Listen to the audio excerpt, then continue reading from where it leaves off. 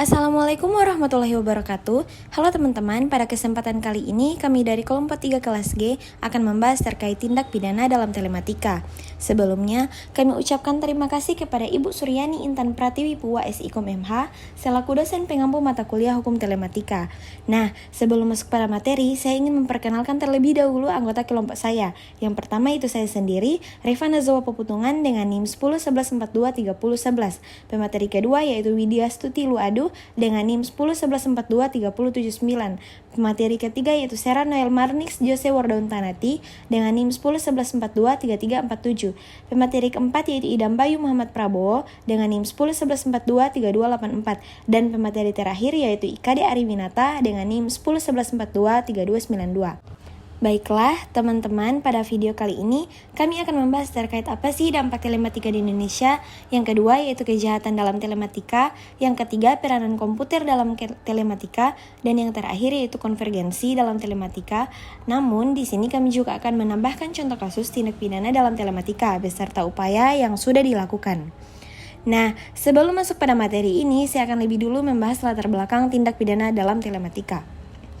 Perkembangan teknologi informasi seperti internet dan media sosial telah mempermudah komunikasi dan pertukaran informasi. Namun, kemajuan ini juga membuka peluang bagi munculnya berbagai kejahatan baru yang disebut sebagai tindak pidana telematika. Di Indonesia, tindak pidana ini diatur dalam Undang-Undang Informasi dan Transaksi Elektronik. Meski bertujuan melindungi masyarakat dari kejahatan digital, Undang-Undang ITE sering menimbulkan perdebatan karena dianggap bisa mengancam kebebasan berpendapat, terutama dalam kasus pencemaran nama baik atau ujaran kebencian. Oleh karena itu, penting untuk memahami tindak pidana telematika secara lebih mendalam agar penegakan hukumnya adil dan tidak melanggar hak-hak warga negara. Nah, masuk pada pembahasan yang pertama yaitu apa dampak telematika di Indonesia. Telematika yang merupakan gabungan antara teknologi, telekomunikasi, media, dan informatika telah memberikan dampak besar terhadap dinamika kehidupan di Indonesia. Perkembangan ini membawa perubahan struktural di berbagai bidang seperti ekonomi, sosial, pendidikan, pemerintahan, hingga sektor hukum. Ada juga dampak positif dan negatif telematika di Indonesia. Apa sih dampak positif telematika di Indonesia? Jadi teman-teman, dampak positif utama dari telematika adalah kemudahan akses terhadap informasi. Melalui internet dan teknologi digital lainnya, masyarakat kini dapat mengakses berbagai sumber ilmu pengetahuan, berita, hingga layanan sosial dengan cepat dan mudah. Pemerintah juga memanfaatkan kemajuan ini melalui program e-government yang bertujuan untuk meningkatkan transparansi dan efisiensi pelayanan publik. Selain itu, terdapat kemudahan dalam mengurus pelayanan administratif seperti pendaftaran kependudukan, pembayaran pajak, hingga konsultasi kesehatan berbasis digital, telah memangkas birokrasi yang sebelumnya lambat dan berbelit-belit. Selain itu, telematika juga mendukung program-program Smart City di berbagai daerah, memperkenalkan konsep kota cerdas yang berbasis pada pengelolaan data dan inovasi teknologi untuk meningkatkan kualitas hidup warganya. Dari sisi ekonomi, telematika mendorong pertumbuhan ekonomi digital di Indonesia. Laporan terbaru menunjukkan bahwa sektor e-commerce, fintech, dan edutech berkembang pesat berkontribusi terhadap produk domestik bruto atau PDB nasional. Ini memperluas peluang kerja baru, termasuk di bidang teknologi, informasi, digital marketing, dan data science. Dalam bidang pendidikan, telematika juga membuka ruang bagi konsep pembelajaran daring atau online learning, terlebih selama pandemi COVID-19.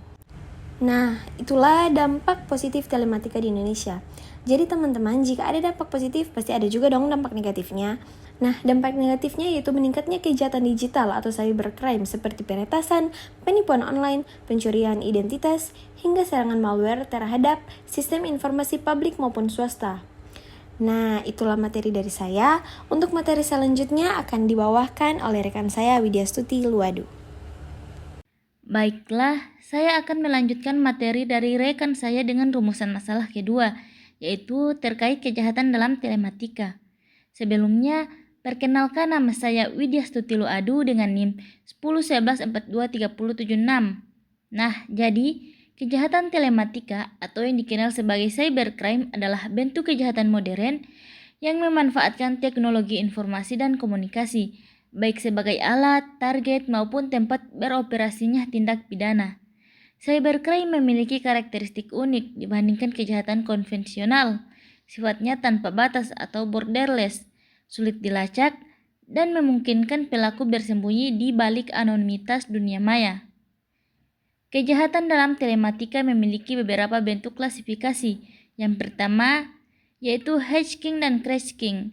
Hijacking merujuk pada kegiatan ilegal, mengakses sistem komputer atau jaringan tanpa izin, biasanya dengan tujuan mencari informasi, mengeksplorasi celah keamanan, atau sekedar menunjukkan kemampuan teknis. Aktivitas ini dapat merusak reputasi, mencuri data penting, bahkan mengganggu operasional layanan publik. Sementara itu, crashing bersifat lebih destruktif karena bertujuan merusak, mengubah, atau menghancurkan data dan sistem yang telah berhasil diakses. Kasus peretasan website pemerintah daerah atau sistem rumah sakit di Indonesia menunjukkan betapa seriusnya ancaman ini terhadap infrastruktur digital vital. Yang kedua yaitu penipuan online. Dan yang terakhir yaitu pelanggaran data pribadi.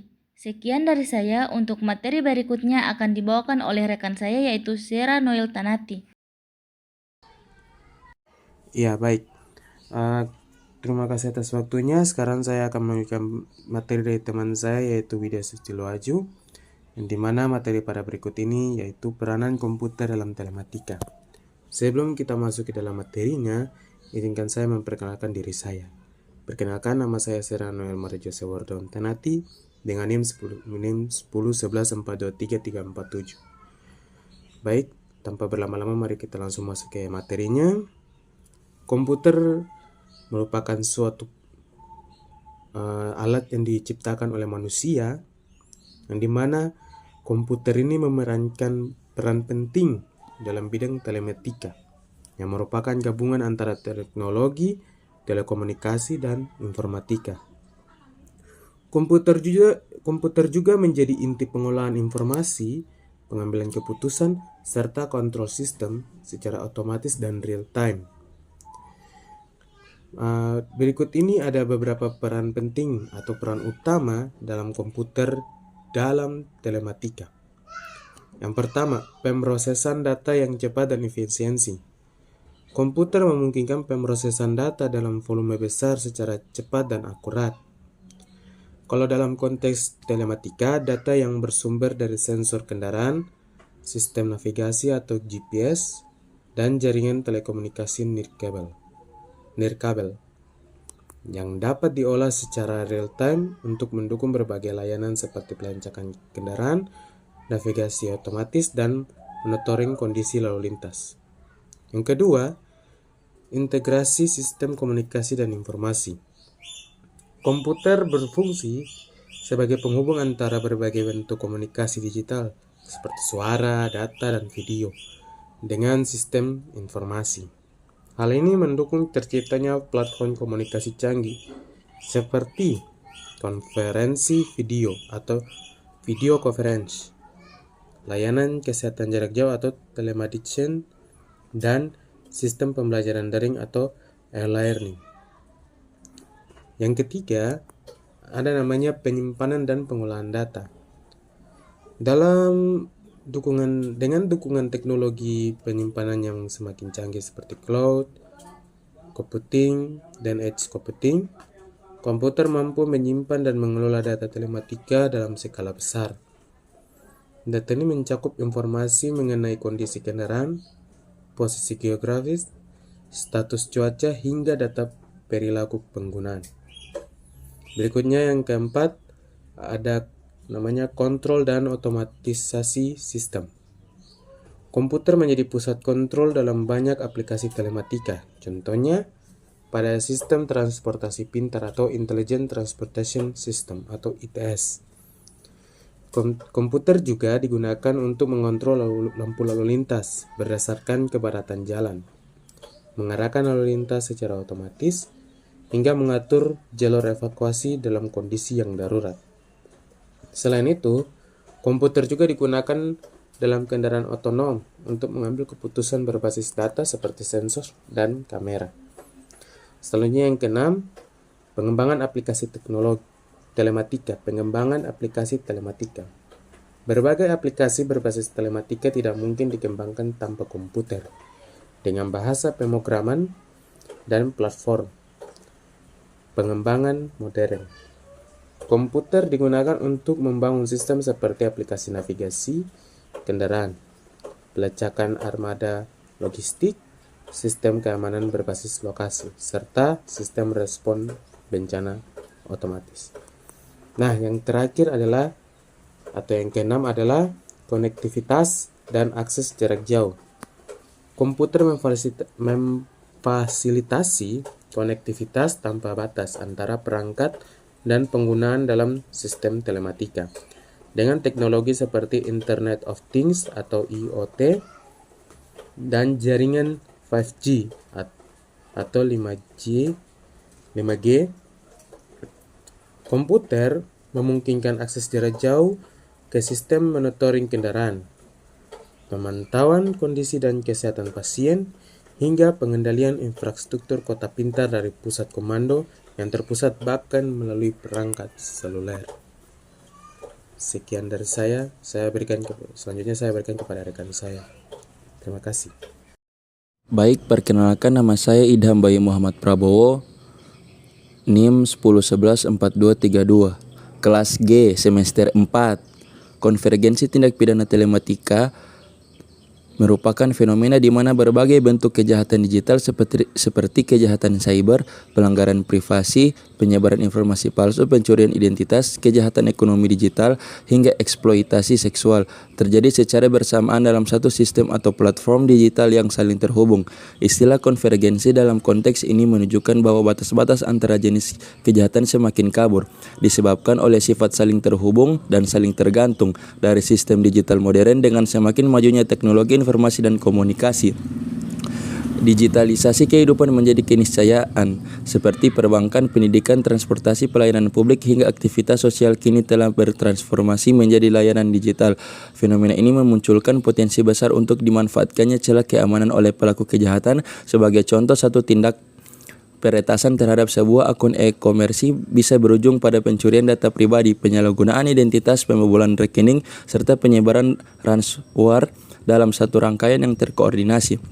Konvergensi tindak pidana ini tidak hanya terjadi pada tingkat teknis, tetapi juga menyentuh aspek hukum dan sosial. Secara teknis, satu celah keamanan atau satu identitas digital yang bocor dapat dimanfaatkan dalam berbagai konteks kejahatan.